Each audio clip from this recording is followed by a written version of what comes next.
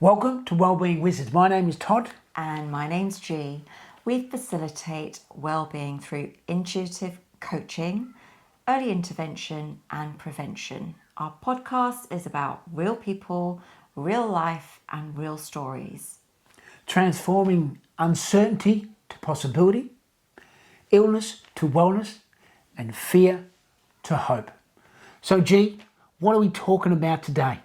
Well, today's episode is about lockdown and long COVID. Long COVID. What? I'm really not sure what long COVID is, G. I've heard this term bandied about a lot since the beginning. It's a completely new term as far as I'm aware, isn't it? It is, Todd. And really the reason for this episode is because we've had a lot of questions about long COVID. What is it? How long does it last? Especially from employers. So it's a bit of a grey area, but we're going to share some anecdotal evidence about some of the patients that we've seen and some of the results we've had, and try and keep things really simple. So, G, let's share some statistics with our viewers and listeners around long COVID from our clinics and from a wider perspective. Yeah, good point, Todd.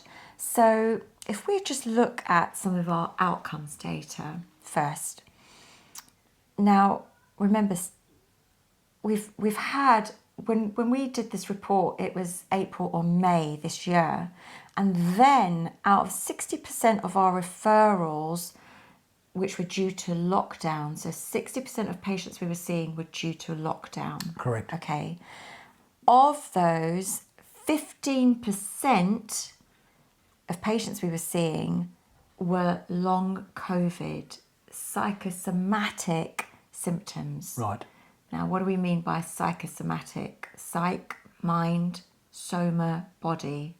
But there's no clinical indication why patients should be exhibiting those symptoms.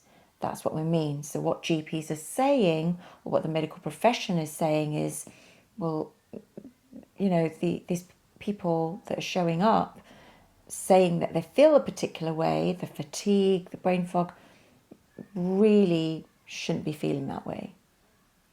So keep that in mind, because I'm going to share some more information, research, that's relevant in a bit.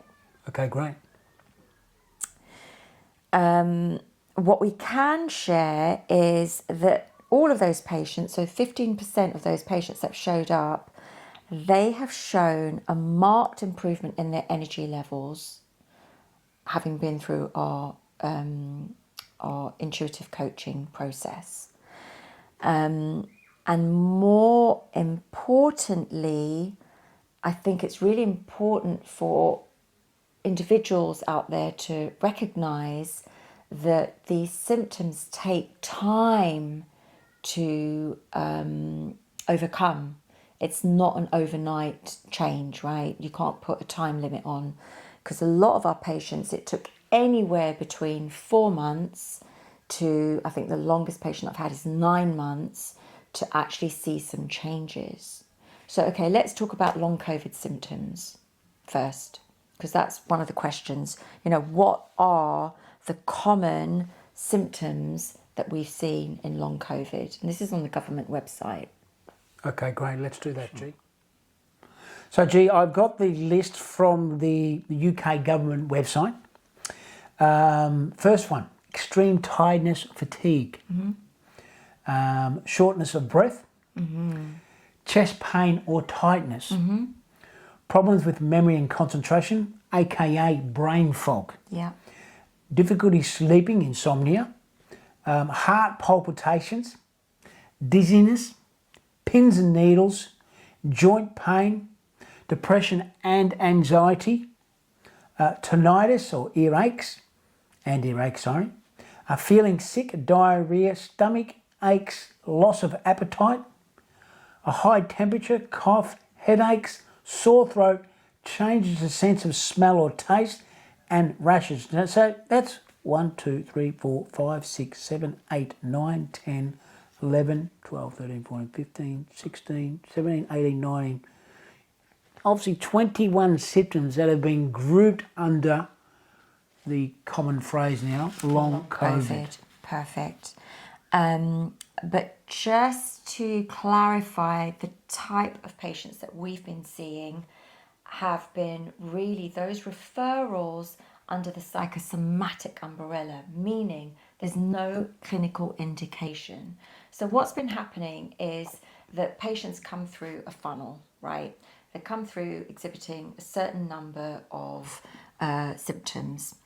Then they're sent to the GP for clinical assessment. And if through that clinical assessment they don't fall into the specific category outlined by the government, then they're signposted to us as health coaches or social prescribing. And so the common symptoms we've been seeing through our clinics have been fatigue, like constant fatigue, the Brain fog. Sometimes shortness of breath, but yeah, breathing definitely has been an issue. And the other thing that we've seen is headaches. And insomnia. I've had a few people with insomnia. Sleeplessness. So these are really the top line common symptoms. And if you think about, we spoke about fatigue, right? People can't or don't know how to get back to what normality is for them. And really this has been quite a difficult symptom for doctors to treat, because how do you treat fatigue apart from saying rest? Yeah. And interestingly, we've had some great results. We have had some fantastic results treating people with these symptoms now. One other thing I want to bring up as well, maybe we'll touch on this later on, is the term COVID toe. Oh, yes. Yes, this is a new term that's come up, hasn't it? It's interesting. So should we carry on with the long COVID first and then we'll catch up with the COVID toe, or do you want to add this on to the list? Oh, no, let's just do it now. Oh, let's do it now. We're in the flow and you've just mentioned it. So the COVID toe, and I remember seeing a picture of this. Now, I'm going to give my insights from the holistic or traditional Chinese medicine. A lot of the acupuncturists out there will know this, or Shiatsu practitioners. So when you look at the toe, and even reflexologists, right? So when we're looking at the toe, we are the hologram of the whole. So when we look at the foot, structure of the foot, and the associations with the body, and when I saw the picture of the toe and the long COVID toe, I said, oh, that's interesting, because each toe will have a particular energy that it's associated with within the body. So the big toe shows us the condition of the head. It also shows us the condition of the spleen meridian, which is the outside of the toe, and on the inner edge of the toe is the liver. So we're looking at earth element here, spleen related to stomach, digestion, and we're looking at liver, which is all to do with detoxification and also production of blood, all of these associations with them. So that's what I see when I'm like, okay, long COVID. So we're looking at head, what's going on with the mind? Are we overtaxing, overthinking, or is it just brain fog, right? We're stuck. It's almost as though dampness, we call it body dampness, has built up, so we can't see clearly. Or in my cases, people just become forgetful for a period of time. Yeah, exactly. I don't know where I left my keys. Oh, well, they could be anywhere. But this is common when we're under stress, extreme stress, right? Yeah. I'm going to share some research that we found recently, which actually answers a lot of these questions. Okay, fantastic. So we'll cover that now. We can do. I think now's a great time, G. Okay. So on a serious note, let's just go into the research that You got I found. you got a case study there, G? I've got 2 case studies to share. Is this a UK-based case study? Right, so this is published in the International Journal of Environmental Research and Public Health in April 2021, so it's quite recent. Okay, great. We'll put the link in our... Put the link in the notes. Perfect, thank you, Todd. It's called Coronavirus Pandemic and the Occurrence of Psychosomatic Symptoms. Are they related? It's actually a Czech... The research was carried out in the Czech Republic. What I like about it is that they've got a sample of 1,431, so nearly 1,500 population, which is a nice number. Yeah, it's a reasonable number, G. Okay. And what we know is that the pandemic has really focused on a lot of the clinical aspects of COVID-19. And really less attention has been paid to kind of like the relationship between lockdown, the pandemic, and the impact on the psychosocial element. And this study actually goes into that and teases out the psychosomatic symptoms as a result of the pandemic, which I found really interesting. So, what they found is that there was a increased risk of health complaints in both younger people and the elderly associated with their emotional health, emotional state. Yeah. So what that means is, let me just pull out we're looking at things like fear, anxiety, and we know that there was a lot of uncertainty, a lot of fear. We've spoke about this before. Correct, yeah. And that has actually elevated the incidence of these so-called psychosomatic conditions. Right, okay. Which is really interesting. Yeah. In the Chinese study, there was 1,200 respondents, and they found that 54% of their population had, the pandemic had a 54% impact on their psychological well-being. Right, okay. Now, in my experience, through people coming into my clinics, 54% seems like a little bit of a low number, to be honest with you.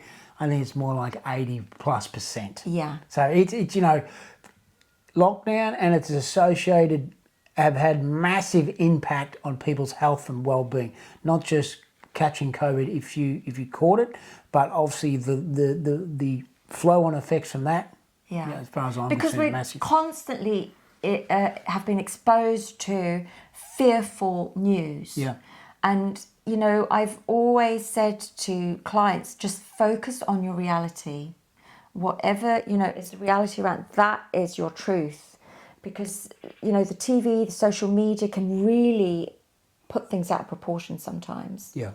And especially as it's focused on, if it's drilled into you, like 1,000, 10,000, 100,000 times, effectively, you start to believe everything you hear. Yeah, and then we manifest it. Yeah. Right. The mind is so powerful. So powerful.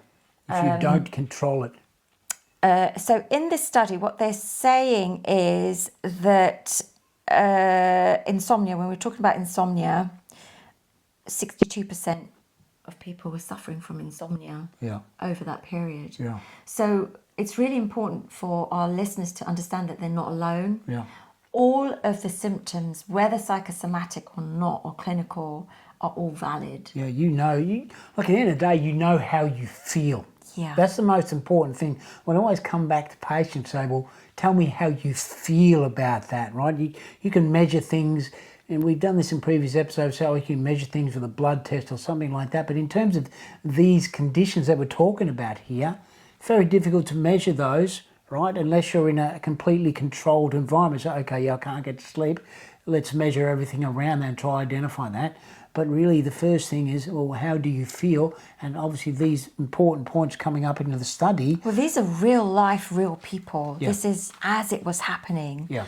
And a lot of the, one of the questions or experiences that they measured was, has anything changed in your life in connection with the pandemic in the following areas? And those were feeling of loneliness, and we know that that's been Massive. Yeah. Threat. Yep, threat as well, health and well-being. Fear and anxiety. Yep. Helplessness. Yeah, what can you do when everything's been taken away? Hope. And the answers were what's worsened, unchanged, or improved. Or this question doesn't really concern me. Yeah. The analysis, I'm just pulling out the thing. So this is, loss of hope, 90%. Wow, that is huge. Huge. I knew it was above 80.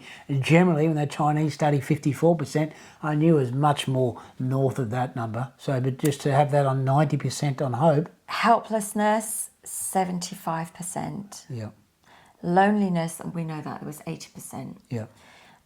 So it's a great paper to read. I'm not going to go into too much detail, but we know that, pandemic, lockdown, all of these have triggered these symptoms or feelings, this mind-body connection and imbalance within the population. Great. So we've got that case study. We'll put that into the notes. Now, G, you've got some case studies of patients that have come in to see you that have specifically talked about long COVID. Yeah. So I thought I'd share this with our listeners. So one of the situations was actually a care provider. Now we know as care providers as well, and being in that environment, it's been exhausting. It's been unbelievable for carers. Yeah. Whether that's caring at home for elderly residents or even young residents, learning disability, all that sort of stuff. But in care homes, we're particularly hardest hit in the first wave that happened with COVID. Yeah. Not only that, frontline workers, within the medical industry, within the NHS, and just taking it further, at home. Who have been the care providers at home looking after their families? Yeah. And I've noted that a lot of the women, without being sexist or anything, a lot of the women have ended up with the tasks of working, looking after the children, all of the housework, preparing meals, whilst the partner is sitting in the office working. Well, guys, you've got to pull your finger out. It's completely unacceptable. And this is, I would say, all of the cases that I've had to listen to. Yeah, no, I've had cases where we're sharing the workload, right? Yeah. Especially with children that have things like ADHD, schooling, when obviously people were at home teaching their kids. So parents who are able to share the workload have done the best they can, right? That's It hasn't great. always been the perfect scenario. But I think the thing is, you mentioned, G, that ladies and the women have taken the brunt of that process. Absolutely. Because they're generally the people that do the cooking. They'll do, they'll be working as well now. So, The pressure's really fallen on the pressure's really fallen on. Yeah. So we've done various exercises. A great exercise I'm going to just share because we're in the flow of things is, write down the list of what needs to be done. Leave it on the dining room table so that everyone can see it, and just ask the family after eating a meal or before eating a meal, these are the tasks. Everyone take 2 or 3 responsibilities, and that's your workload. Fantastic. And that way you just share it. Yeah. And the amount of women that have come back with beaming smiles thinking, oh, my partner's actually giving me coffee in the morning, Yeah. or emptying the dishwasher, Yeah. which has made the biggest difference. And Yeah. it's such a small, Yeah. token of appreciation, or, it's usually the straw that breaks the camel's back, isn't it? And So I just want to, one of the other things that I've actually said to people is to start doing all the things that you've been doing previously, to stop doing it. So if you're ironing clothes for everybody in the house, just stop it. Just stop it. Only iron what actually has to be ironed, right? Because you're creating all this unnecessary work for yourself which is then backing up, the pressure's backing up, and all that sort of stuff. So then you were manifesting as fatigue, restlessness, insomnia. So it's always about self-care is sometimes the best care, but recognising where your limits are. Yeah, and it's without the guilt as well, right? Exactly right. So, okay, so one of the case studies I'm going to share with you is about a care provider who was referred to me. She had suspected COVID symptoms, and so this was pre-Christmas, just gone, and she'd been poorly for 3 weeks, but she had been tested COVID negative. So the symptoms were there, but PCR test, everything was negative, okay. She'd returned to work in the new year, but was unable to cope due to fatigue. Right. That was the biggest one. Then low mood, symptoms of burnout and insomnia. Right. Okay. So she was sent to our clinic and we worked through it. So, you know, her goal was to feel more energized so that she could get back into the flow of a routine, and she was really struggling to do this, and she was quite hard on herself, and you know, I've seen a lot of care workers, care providers, as you have, Todd, that are really quite hard on themselves because we end up beating ourselves up because, well, I should be able to do that, well, what's wrong with me? So that was the picture, and I'm sure perhaps a lot of our listeners can resonate with some of this. The intervention that we kind of implemented at that time, because it's one-on-one, I think the first thing I actually provided her was just a bit of healing. One of the interventions. One of the interventions was healing, because she was so restless and rattled, as well as tired. You could just see it all over her face, right? So in our diagnosis, generally the body will just tell me, just looking at her face, you know, how the organs are actually presenting themselves on the face, and the energy, you know, washed out look. So Shiatsu is the first treatment I gave her, and she actually texted me 24 hours later and she said, wow, I feel rested, which is great. Fantastic. Because that allowed that moment when the body just finds its reset is when the healing begins to take place, right? So that was the first thing. Diet, what we did was we went back to basics to support adrenal fatigue, and we spoke about this in our stress episode, didn't we? We've mentioned several times anxiety and fatigue as well. And living on your adrenals. So living on your adrenals. So how do we support the adrenals, kind of like fire back or begin to recalibrate, is soup, casseroles, broth, right? So bone broth is excellent. Just really simplifying food so that the body doesn't have to use too much of its energetic resources in digesting. It's already pre-digested for you. So ready to use straight away. Straight away, exactly. So it builds up our energetic stores, right? And then the supplements I went for high dose vitamin C straight away, at least if she could take it up to 6,000. So that's how I started. Vitamin D3, 4,000 international units daily. That's all you need. Maximum dose 4,000. It's actually 3,600, but 4,000 daily is fine. Ideally, it needs to be the licensed prescriptive version. But if that's difficult to get hold of, then just go for a good soft gel, oily version of vitamin D3. Now remember, vitamin D3 is a pro-hormone. It's not just a vitamin. It's really important for our listeners to engage with that.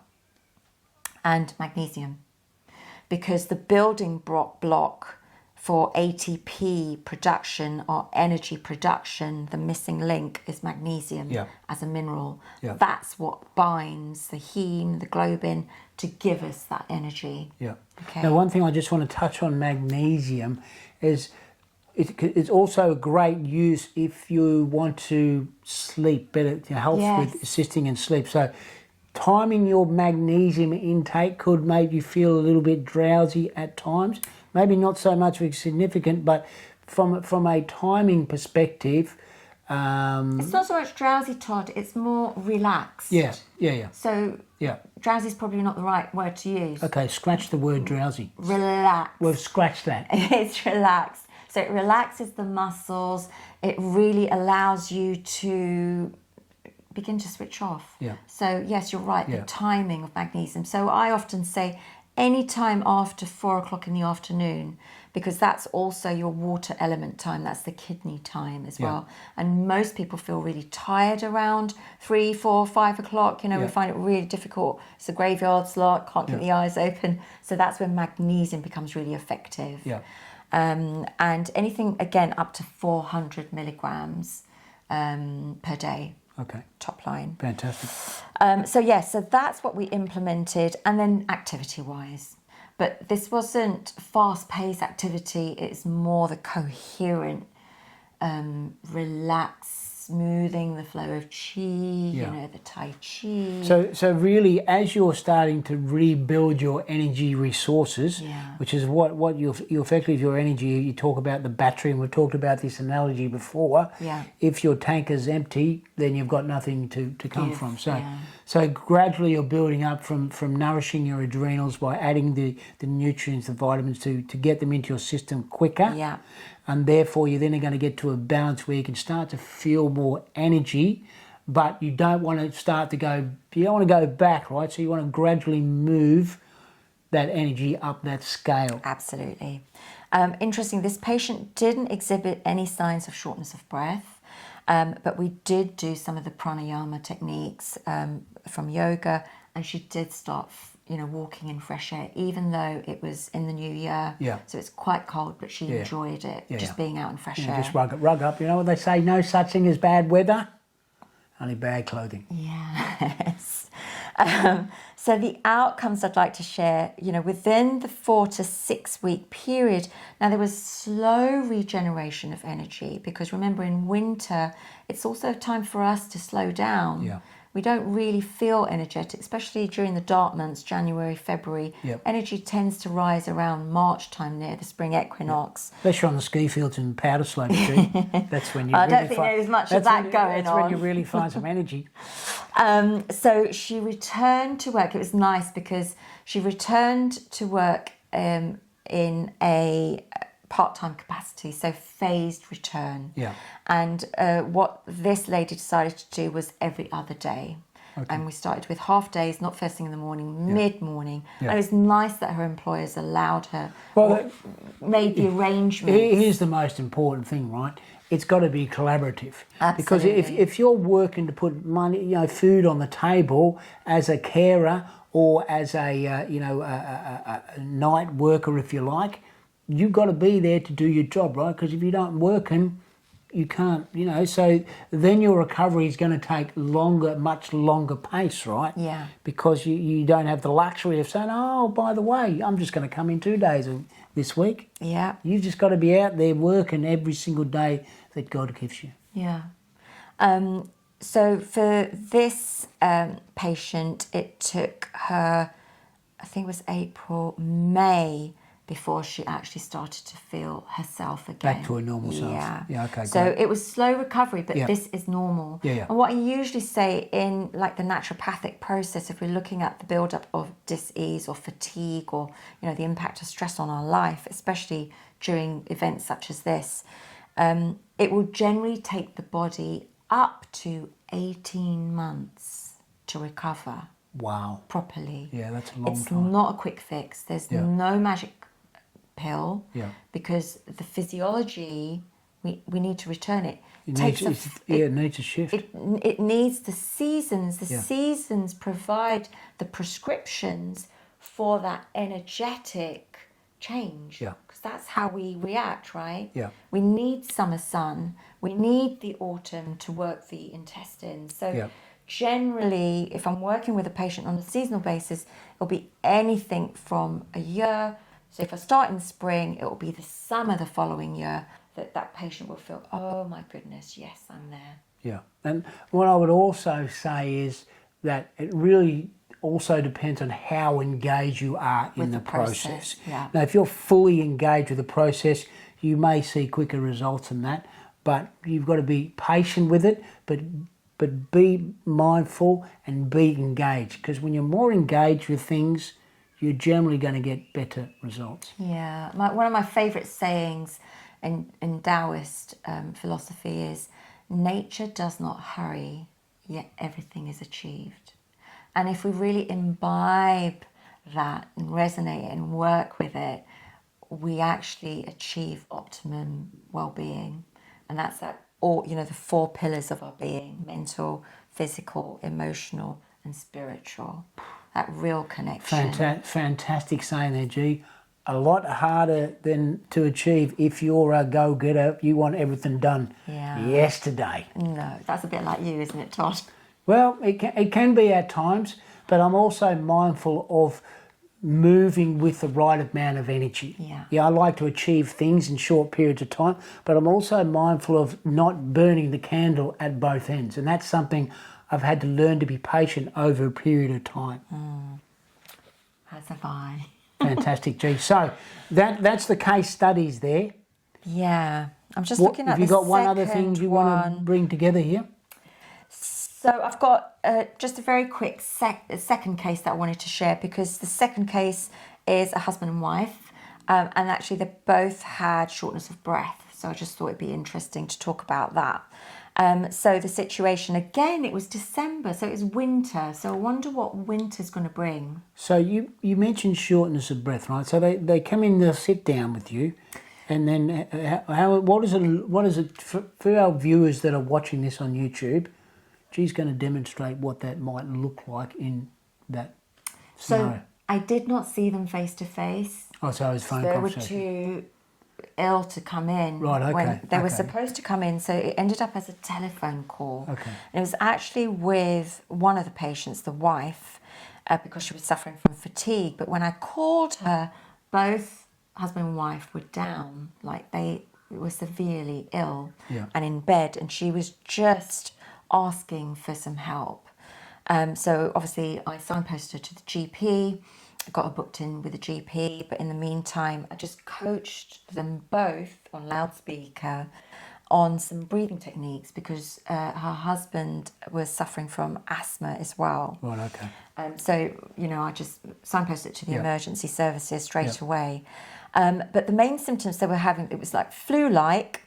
She had temperature, fatigue, breathing difficulties, and the spouse was asthmatic. Right. And they were both desperate for advice. Yeah. So really, I just asked them to lie back to back, because they were in bed.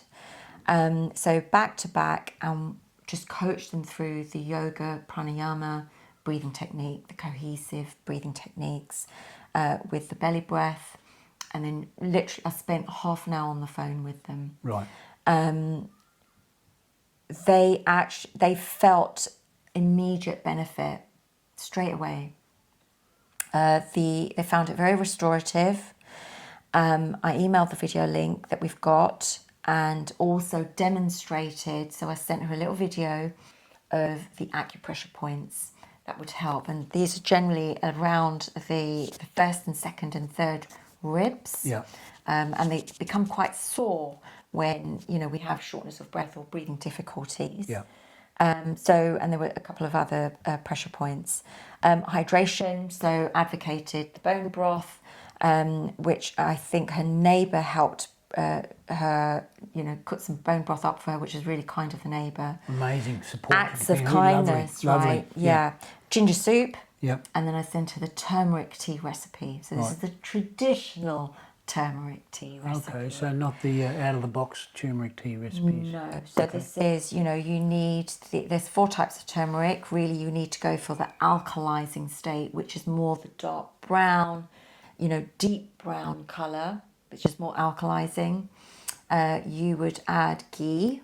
So if you don't have ghee, clarified ghee, use butter.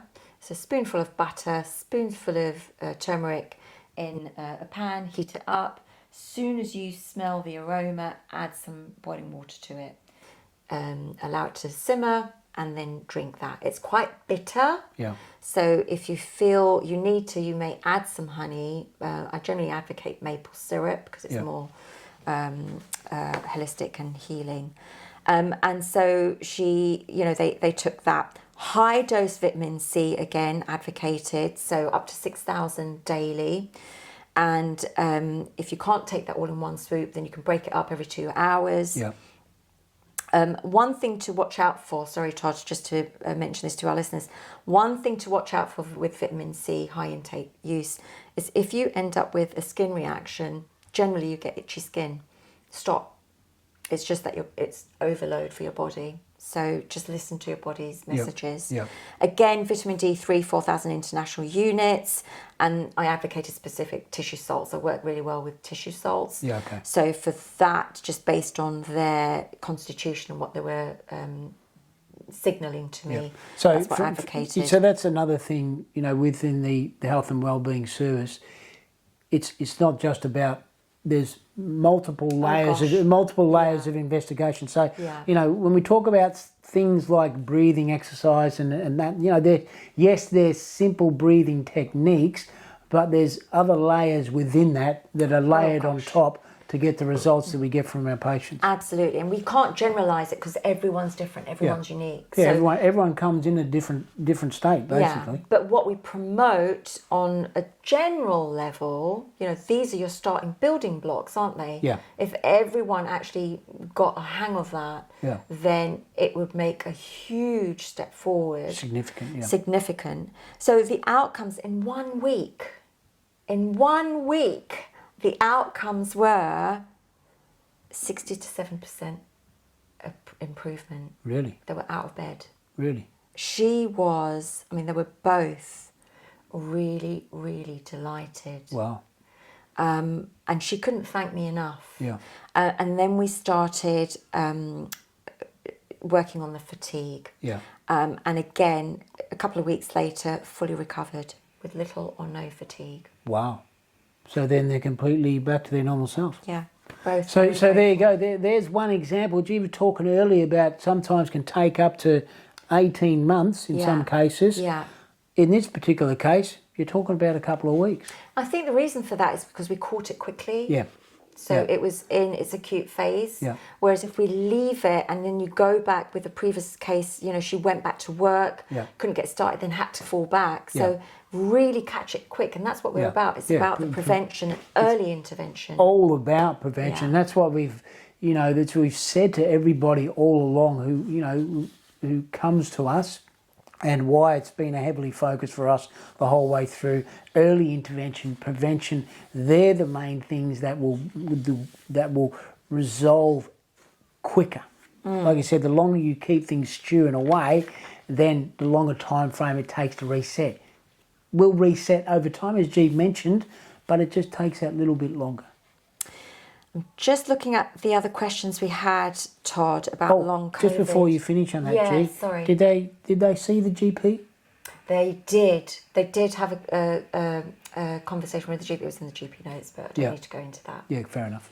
Okay. Just there was no medication. Yeah, no medication. No medication. They were told to go to A&E should they get any worse. Yeah, okay. Very good. So Todd, just looking at some of the other questions that came through to us about long COVID, was pain management, moving pain. So this isn't pain in one spot, like, you know, one area, the shoulder or the back, what have you. You know, 1 minute it's here, the next minute it's there. So it's moving pain. Yeah. Any explanation? From my perspective, G, it's not something that I've had come through my clinics. Okay. So I'm probably not the best person to ask in regards to that. So if we just look at the way stress works on the body, and you know, when we go through that fight or flight, so when the body is in long-term fight or flight, the muscles start to contract, right, and they give up. Yeah. That's the moving pain. Well, okay. So when you explain it like that. So I've worked with patients who have fibromyalgia before, which is pain all over the body, and where, like you're saying, the muscle doesn't know what it wants to do, so it's therefore just reacting all the time. Exactly. So it's nothing that I'd be concerned about, apart from we need to go back to basic and switch off that stress response. Magnesium's a great way. Yeah. Epsom bath salts is a great way of they're the same thing, aren't they, G? Magnesium, Epsom bath salts? Yeah, magnesium you can ingest, so you can take by mouth, or you can just sit in a bathtub of Epsom bath salts. Yeah, which is magnesium. Yeah, which is magnesium. Yes. You can double up there. Headaches, I would just look at, so the other thing is headaches, right? Why have there been headaches? I would look at hydration levels as a first port of call. Yeah. And then obviously if it's anything serious, then escalate that. And just on fibromyalgia, that's one of the symptoms that I've had for fibromyalgia. There are lots of other things relating to that. It's a chronic fatigue syndrome. But again, the most important thing, you recognise the symptoms and you take action. Yeah. It's the body's way of saying stop. It shuts down. We just need to, and we've got to be patient how we work back with that. Yeah. And a holistic view is probably the best way to do that. Yeah. Can't think of any other questions that... You don't have any other on your list there, G? No, I think we've covered it all. Fantastic. But obviously, if our listeners have any further inquiries, please do contact us. Yeah, put it in the comment section below if you're watching this on YouTube. Obviously, if you're listening on iTunes or Spotify, you can contact us via the socials or on the website. Send us an email if you've got any questions, and then we'll potentially put up a special episode to address those questions. Yeah, I like that. Maybe we can do a live version. Oh, a live version. I'd like a live international version. Okay. We'd like to get people from around the world. Let's put it out there. So it's out there for the viewers. If you're interested in a live session, again, let us know in the comments and we will light one up for you. Yeah, and before we wrap up, if any of these stories have resonated with you, and if you're feeling kind of like, I call it the after effects or the rebound effects of long COVID, now that lockdown is supposedly over. For some countries, Jen. For some countries. Yeah, we're recording this around about October time, 2021. We are. Yeah, lockdown's not over all over the world, but... If you're feeling any of these symptoms, please do get in touch. Take advantage of our 30-minute free consultation online. Fantastic, Gia. So I think that's it for the long COVID. Okay. So that's a wrap on today's session. As I said before, if you want to get in contact with us, you can get onto YouTube, place a comment in the comment section. If you want to be notified when we post new videos or new episodes for the podcast players, then make sure you click subscribe. You can contact us on the socials, regularly posting on Insta and the Facebooks, or the Facebook, and maybe a little bit on Twitter as well. So much, because you can only do so much on Twitter, but we're on there every now and then. Again, you can reach out to us and we'll respond. We will.